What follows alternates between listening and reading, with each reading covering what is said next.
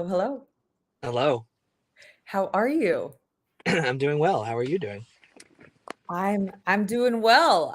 Where are you calling from today, Chris? See I mean, your I've been here before. I think we had a conversation with the Reinvention Lab about a month ago. Mhm. Sometimes I'm in my car just hanging out because my other job is dad, right? So I am picking up my son from baseball practice. That's That- okay, in a remote world, we can do these things from anywhere. yes, yes, that's what I love. I love being able to work from anywhere. Yes. It is sorry. You know what? Um I look back at this month because February is such an important month to me. It was my birthday month. There's so many birthdays in my family in February, and so I don't know, I just felt like saying that because I can't leave February without saying how cool of a month it is to me. Anyway, Yeah. um anything about February that you like, Chris? I mean, February was a cool month.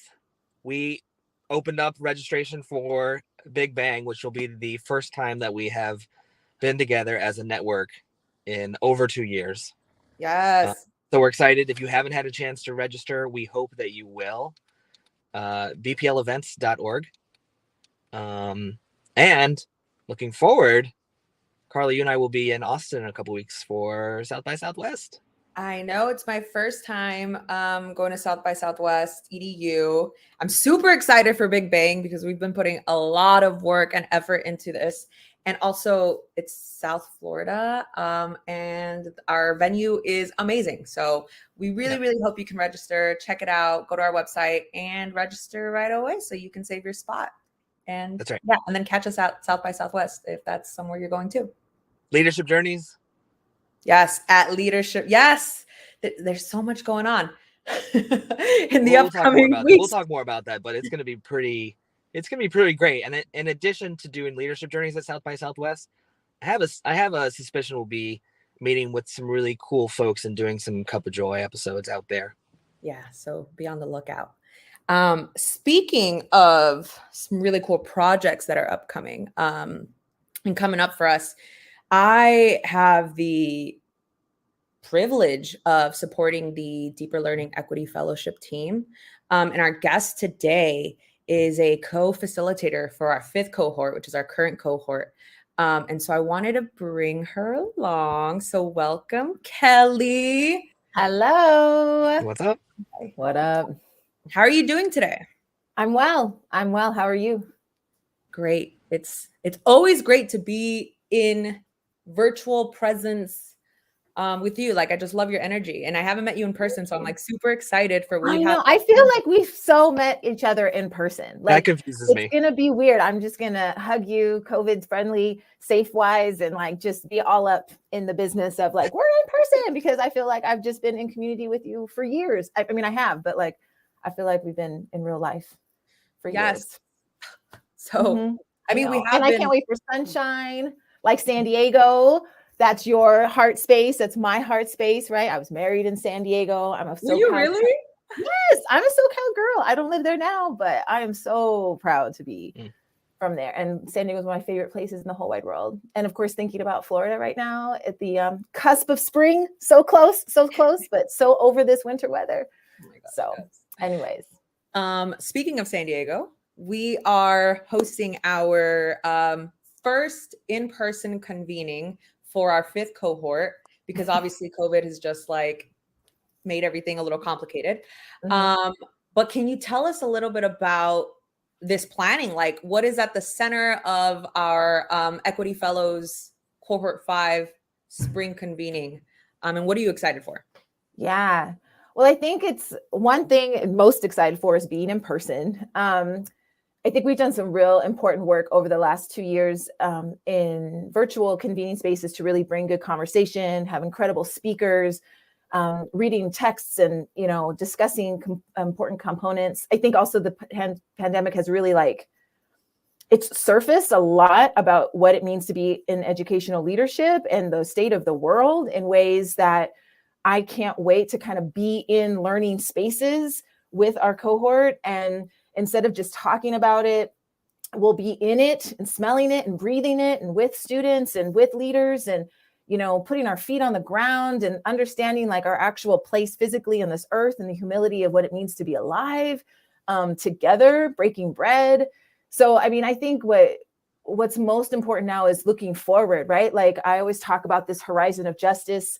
And I see us literally on the coast of San Diego, like looking out on the horizon, having some time to really contemplate and explore some key concepts around what does it mean to lead in education? What does equity mean in education, particularly in a post-pandemic era?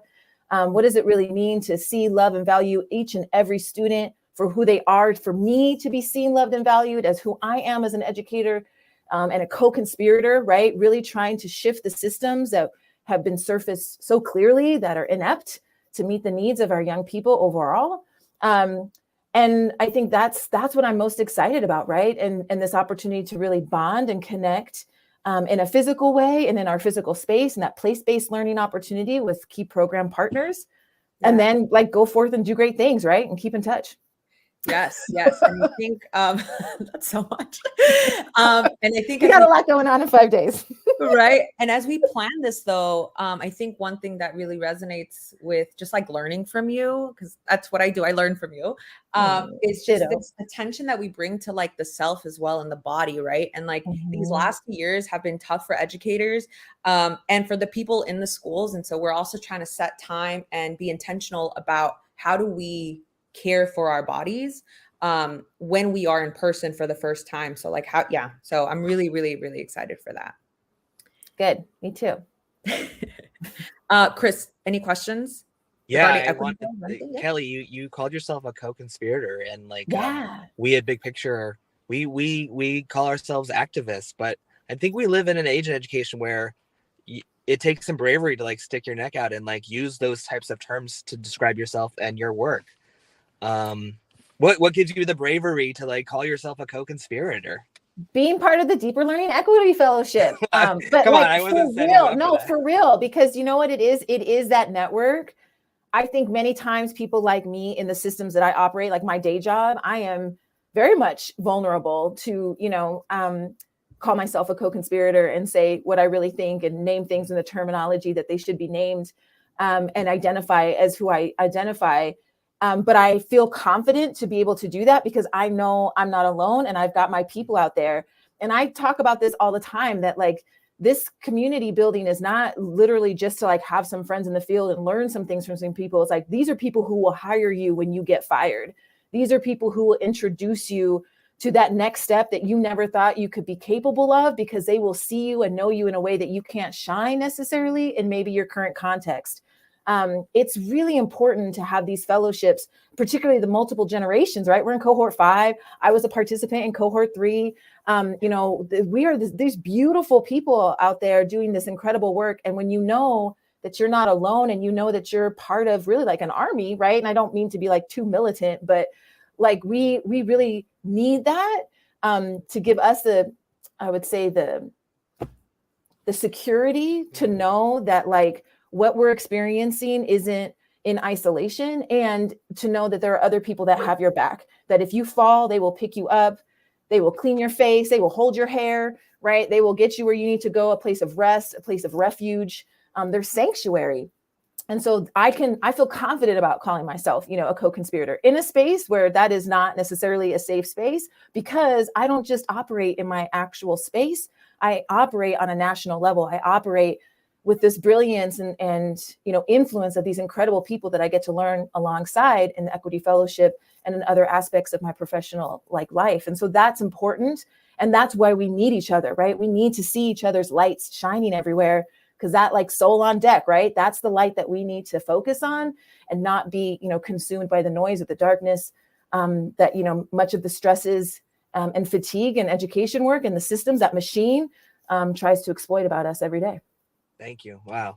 You dropped a ton of nuggets there. I'm going to go back and watch this again and make sure that I take them. Kelly, aside from the work that you're doing with Equity Fellows, what else is going on for you right now? What are you working on? What's exciting? Yeah. Well, I'm teaching. I teach budding administrators at University of Washington. So I love being a facilitator of the future of, anti-racist, equity-centered school leadership. Wonderful program there, really allowing us to do that work. I'm writing for Getting Smart.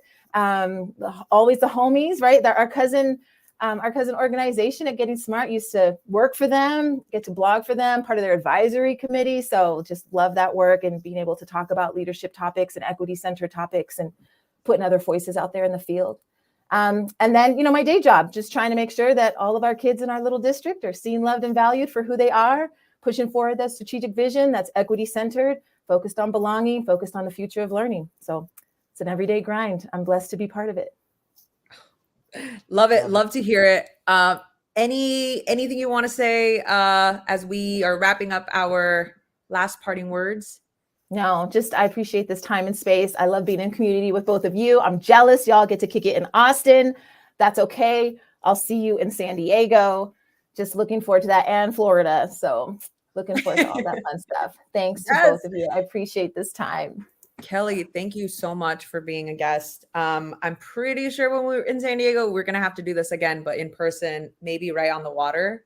Love it. No? Love it. That sounds like an invite. You're inviting me to San Diego. Yeah, Chris, yeah, you can sit in your car and just, remote on in.